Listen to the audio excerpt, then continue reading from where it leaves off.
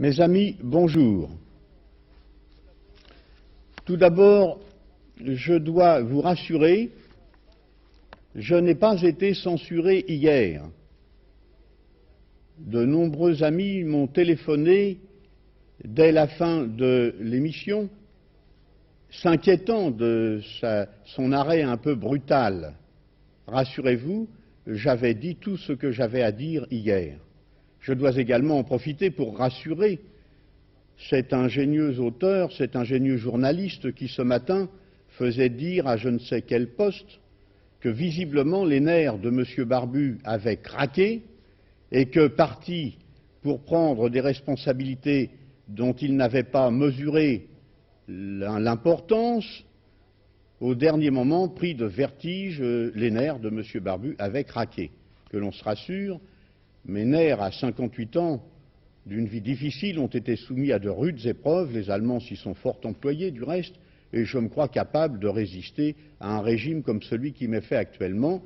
Par conséquent, à moins que ce monsieur n'ait des compétences particulières en matière de neurologie, et je suis prêt à entrer en contact avec lui, qu'il se rassure, tout va très bien de ce côté-là.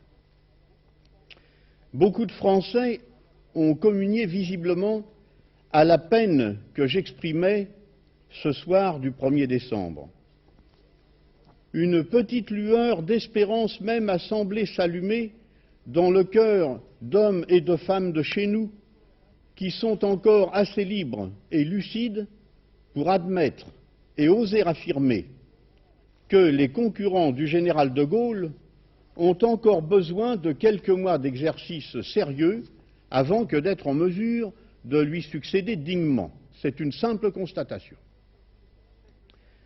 Cette lueur d'espérance, cette mèche qui fume encore, le général de Gaulle va-t-il l'écraser de son propre talon? Nous le saurons dans quelques heures, car à l'heure où je vous parle, jeudi 2 décembre, 10 heures, je tiens à le préciser à cause du décalage horaire qui existe entre le moment où nous sommes enregistrés et le moment où vous nous entendrez, donc à l'heure où je vous parle, je n'ai pas encore pu obtenir du général de Gaulle l'audience que j'ai officiellement sollicitée hier. Voici du reste ce qu'a été mon emploi du temps. Après avoir enregistré ce que l'on a appelé ma supplique au général de Gaulle,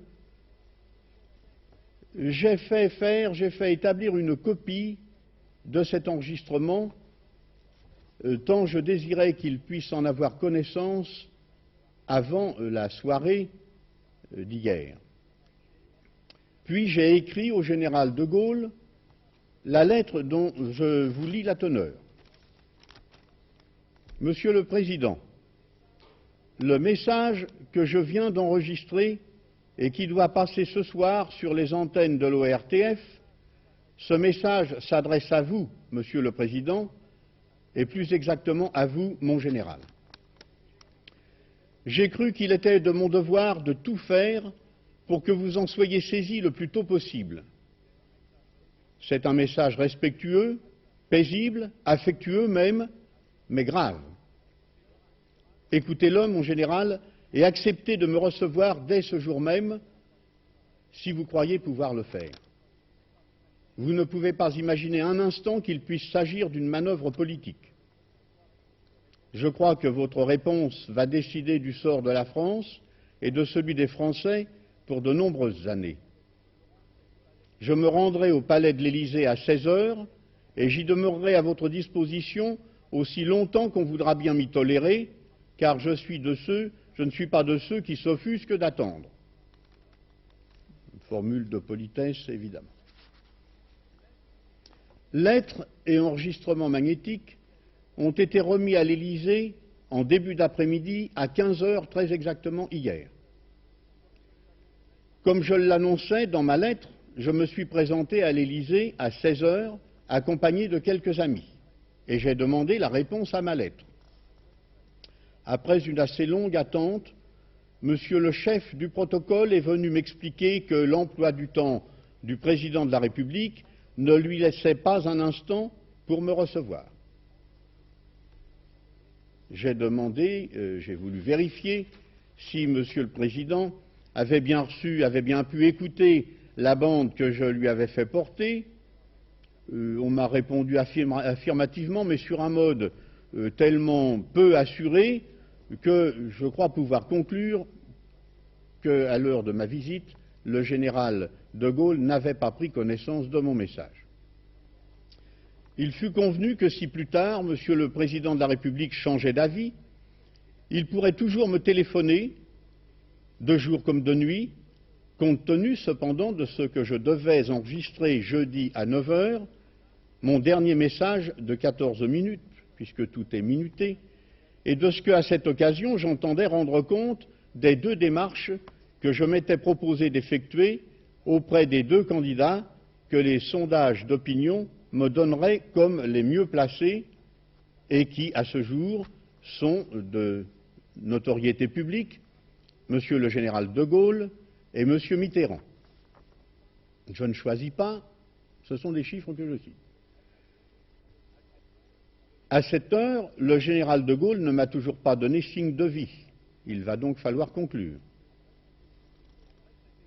Après cet échec élyséen, j'ai tenté de prendre contact avec M. Mitterrand.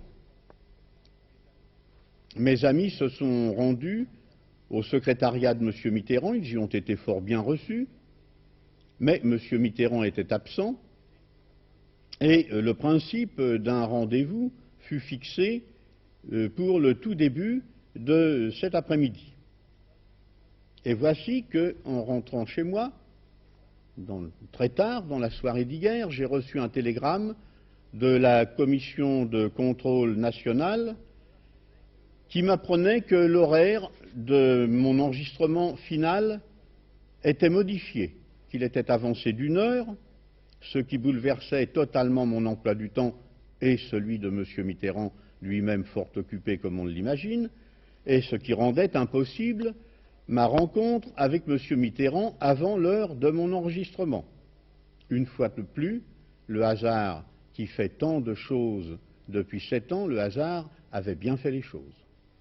En raison de la diversité d'opinions des hommes qui composent le groupe de mes amis, je ne vous cacherai pas qu'il m'a fallu un certain courage pour vous parler hier comme je l'ai fait.